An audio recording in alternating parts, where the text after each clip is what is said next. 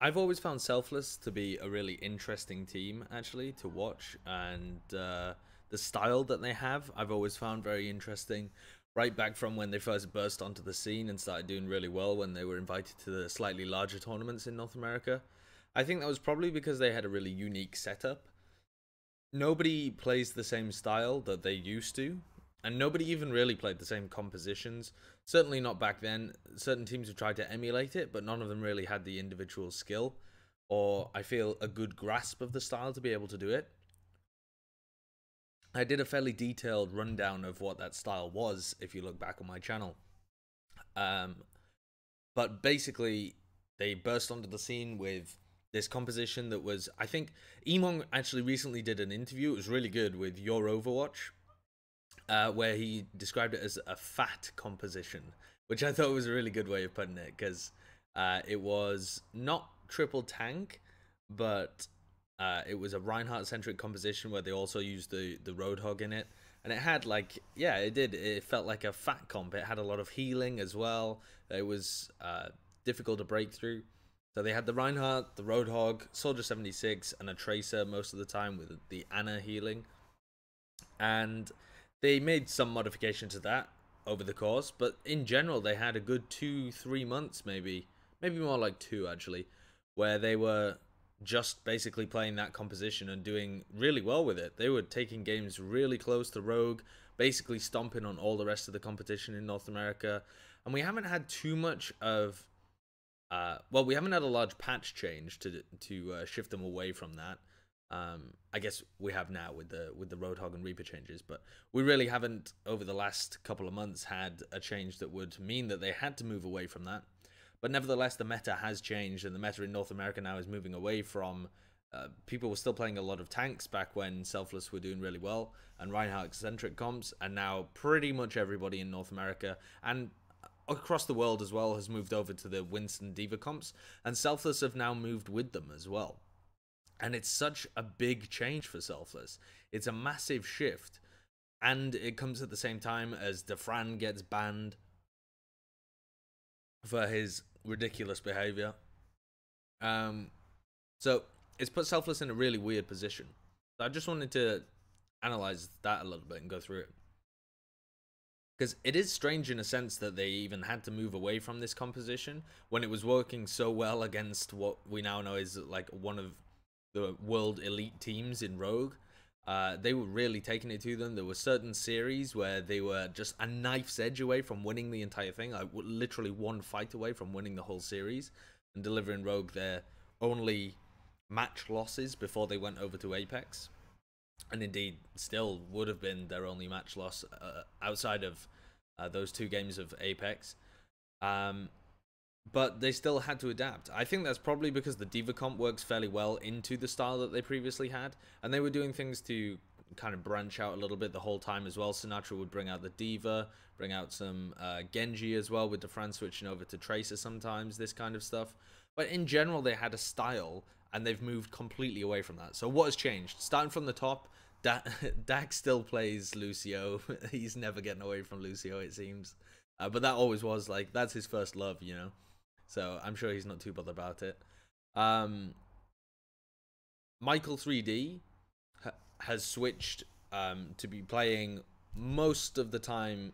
So Selfless still play their original composition occasionally on like maps where tanks work pretty well, but I'll talk about the composition that they've gone to with the D.Va Winston in general. Michael 3D is going to be playing the Zen a lot of the time. I don't know what the exact stat is. I reckon it's somewhere around like 80% of the time he's going to be playing the Zen. Which is a big shift for him as well, not only because it's a shift in terms of the character, but also he always played the Ana in their previous comp, and he was always a very heal-centric Ana. He wasn't an Ana that's going to be going around, like, trying to take engagements, playing it aggressively, having really aggro biotic nades. I don't feel like he had an aggressive mindset at all for that hero. In fact, he was very heal-focused, always keeping Kresnik alive, like keeping that central pin of the team alive at all times, using his biotic nades almost always to heal, to keep people alive, because it was this very fat comp, this very heal-centric composition. They wanted to stay alive. They wanted to take a lot of scrappy fights and rely on Sinatra and Dafran to eventually do the damage and Emong to hit hooks during it as well. And so for Michael 3D, I think it's been a big shift. And originally when he started playing the Zen, he looked pretty weak on it, to be honest. He didn't look like he was doing that well at all. And in recent games, he has actually looked a bit better, and he's actually looked pretty good in some of the Contenders games that we watched. The most recent Contenders game, actually, the one in the groups, the only one that was streamed of Selfless, where they were playing against FaZe, he actually did look good. He looked like a solid Zen for the team.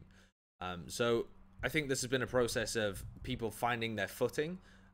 Michael 3D, I don't want to say in particular, but certainly on his hero has fit into that role as well. Moving over to the tank. No, actually, I'll leave the tank situation because the tank situation is madness. That's a fire engine.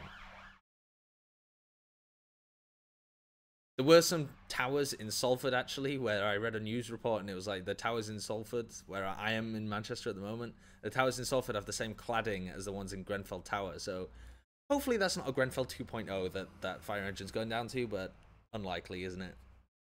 Where was I? Okay, so we're going to skip the tank situation for the moment, not talk about Kresnik and Emong, instead talk about like Sinatra and the situation with Dafran.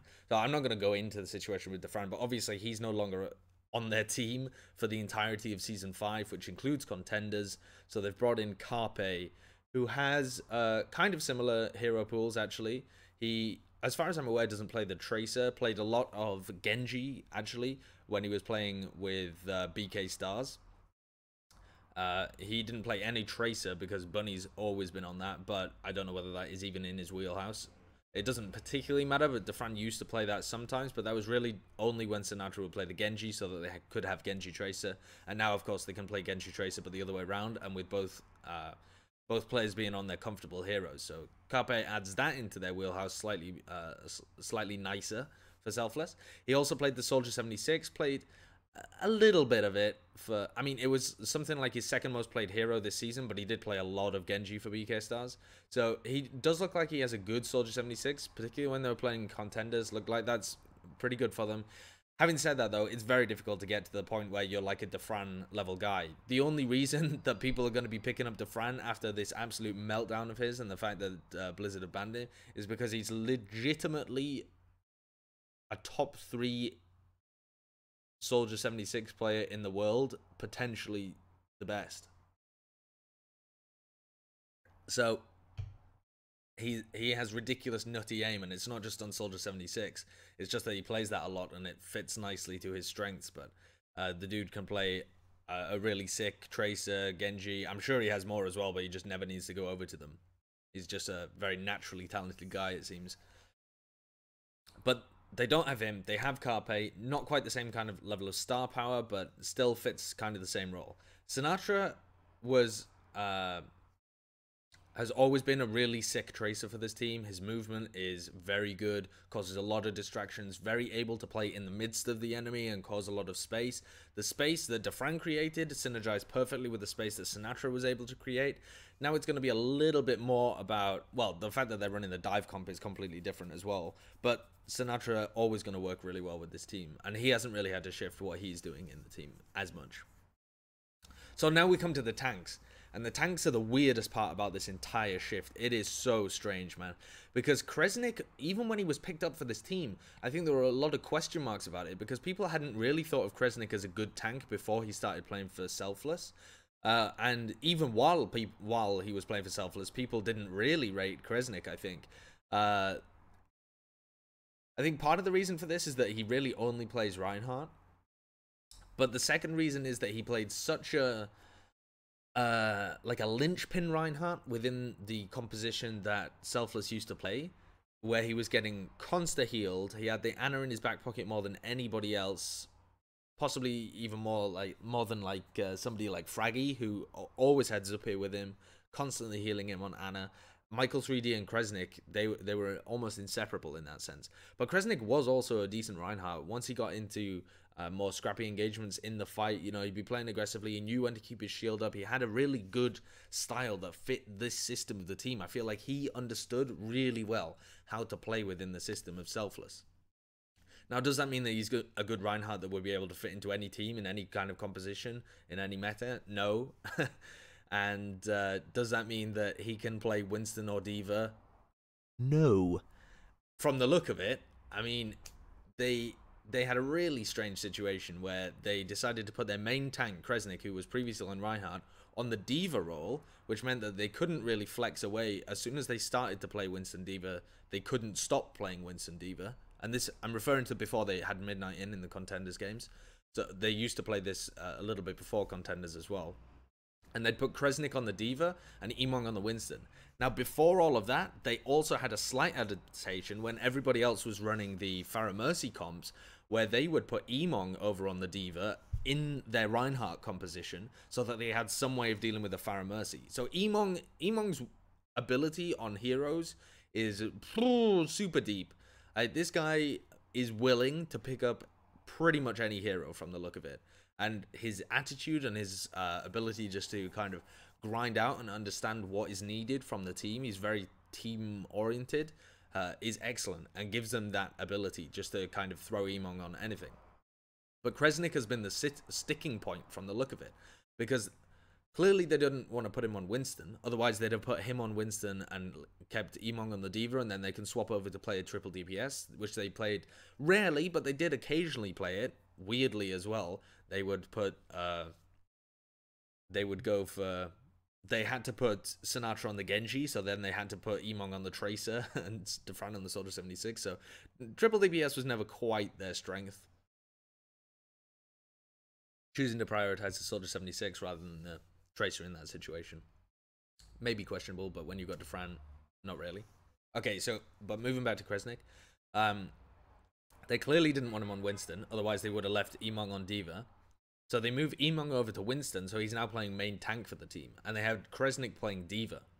This is really strange, because if you want to switch up to a Reinhardt-centric composition, D.Va also synergizes pretty well, so you see teams when they swap around, they keep the D.Va in a lot of these comps, so they'll switch from a Winston D.Va dive over to a Reinhardt comp, but the D.Va player will remain the same, and it synergizes really well with either. Because obviously you get a huge amount of shield peel if you've just got your defense matrix up in front of the shield. And then you can also use it to relieve pressure in the same way as running something like a Ryan Winston comp or something like that.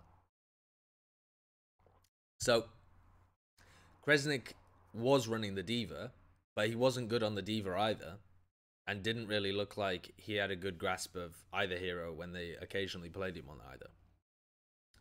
So then they have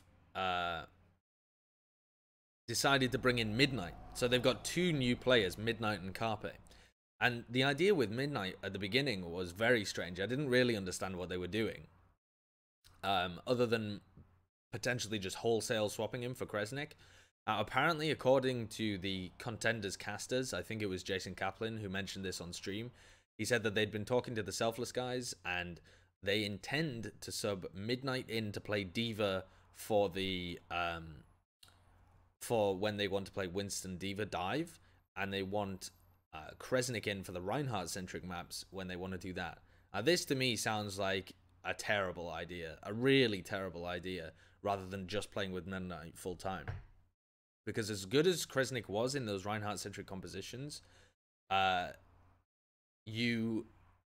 first of all, you absolutely tell your opponent exactly what you want to do. Oh, Kresnik's coming in from the bench, I wonder what they're going to play. You know, they're instantly going to be moving over to Reinhardt-centric comps. Also, you don't really have maps anymore where you just want to play Reinhardt the whole game. Like, yes, there are maps where Reinhardt comps are super strong, like this fat comp or the triple tank or this kind of stuff is very viable. But normally it's for like a first point hold on Hollywood or a last point hold on Route 66 or certain stages. Like, people don't even play it on Sanctum of Nepal anymore, really, but there are certain areas of the map, that's what I'm getting at. There isn't really a map apart from maybe King's Row, where you would want to play it the whole time, even with the best Reinhardt in the world. So to me, this sounds like a really terrible idea, but they're hampered because neither Emong nor Midnight plays the Reinhardt, so they've moved completely away from their main composition when they have both of those guys on the tanks. And maybe we'll see Emong actually transition into a main tank player now. With Midnight playing the D.Va, and he can also flex onto like a Soldier 76 and really play that flex role. He also had a Zarya, you know, he's known for his Zarya in the past when he was playing for Rise Nation. But Emong is now shifted from, like, originally he was a kind of a flex DPS player for the team. Then he went to basically a Roadhog main for the team. And then he was doing a little bit of D.Va and really flexing a bit more. And now he's gone to Winston. Maybe this team now needs to try and, if they want to play Reinhardt, try and get Emong to do that. But Emong's still got development to do on Winston, so that in itself seems like a weird idea. So this team has potential on the D.Va, Winston, Zen, double hit scan. They have strengths that would fit to it. For starters, Sinatra and Carpe are going to be a really sick DPS duo. The strength of this team was always in their DPS players. And the style really allowed them and Emong actually to shine as like a trio of DPS, where the rest of the team was very supportive in that sense. They really didn't frag out at all or put themselves even in situations to succeed. They really just spent all of their resources trying to promote Sinatra, Dafran, and Emong back in their old composition, that is. Now with the D.Va Winston dive, actually Emong and Midnight look like they've got some pretty decent synergy. Midnight looks like he's actually doing pretty well on the D.Va. And in that sense, they've got more of a structure than when their old composition with Kresnik and Emong were actually playing anything where the tanks had to have more than a supportive role. I don't really class Roadhog as a tank. It was more of, they used it more of a DPS. So Carpe and Sinatra going to be excellent. Michael 3D is really growing into the role on Zen. They have a D.Va Winston duo that's learning about it and really starting to get to grips with it. And they can still play their default occasionally. With Sinatra going over to stuff like Zarya for a triple tank comps, they do have flexibility in this roster, and they still got a lot of individual talent. The issue is that their strengths have almost completely changed, and it's a process of adaptation for these guys, because now they need to really work on their teamwork far more than it was before, kind of spread the load out more evenly between their players, really get Emong in a position where he can develop on the Winston, because at the moment, I mean, he is a guy that seems to learn fairly quickly on these new heroes, but he has such a huge list of them that he really needs an area to focus on. This is why I think that it wouldn't be a good idea for them to try and broaden their horizons at the moment. They need to really channel in on this composition, I think, with the Winston D.Va dive, and make sure that Emong is getting to a really good Winston level and backed up by Midnight, and then they can spread out their team so that they're no longer just relying on Sinatra and Carpe, or, you know, previously it was Sinatra and Dafran to frag out, and they're actually giving them really good backup and really coordinated dives and these kinds of things. So I do see potential in this roster, in this composition that they've got going on. And I don't think that they're just going to fall on their ass now that Dafran is out of the situation. They are currently sat at 3rd in Group A of contenders, but there's definitely potential for them to get back in it. They actually looked really good when they were playing against FaZe, although they slipped to 4th despite qualifying in 1st seed. But it's a bit of a climb up. They can definitely overtake CLG in that group, though. Liquid may be too far at the top for now. But they have different areas to work on now. It's a very different team. They play very differently. They don't really have the ability, in my opinion, to bring Kresnik back into this. I feel Kresnik's just going to be... If I was running the team, Kresnik would be sat on the bench until a Reinhardt meta came around, basically. And I'd be telling him to work on his Winston. Is the sum total of it. Is I would have Kresnik sat on the bench playing ranked Winston basically all the time, in the hopes that at some point Emong would be able to step back from the main tank role, because the guy's a really valuable flex player, and you don't want him just stuck on main tank because nobody else on the team can play Winston. You want to have that flexibility when you're so good at, or when you were so good at the Reinhardt comps, and now the meta has gone and you have to adapt with it. You want to be able to move back when the map allows it, but you can't if Kresnik's not on the roster. And it would be a bad idea for Emong to be splitting his time, sometimes practicing Winston, sometimes practicing Reinhardt. It'll make you less strong overall. Having said that, I do think there is potential for this team. They have a lot of talent, as I've said before. Sinatra, I really rate the guy. I think he's one of the best tracers, certainly in North America. I think he's really on par with some of the amazing tracers that we see over in Europe and Korea. and North America doesn't have that many incredible tracers, so he stands out there as well. And Carpe, I'd really like to see him mesh in with the team a little bit more. He's got some good talent. He brings a really good Genji to the team and a solid Soldier 76. And it's been really cool seeing the tweets of them with their huge whiteboard of little Korean sayings. So Selfless are a team to watch out for. The evolution of them as they brought in Carpe and Midnight has been fun to watch. So keep your eyes open for these guys. I definitely think they can still perform despite having lost almost all of their previous strengths.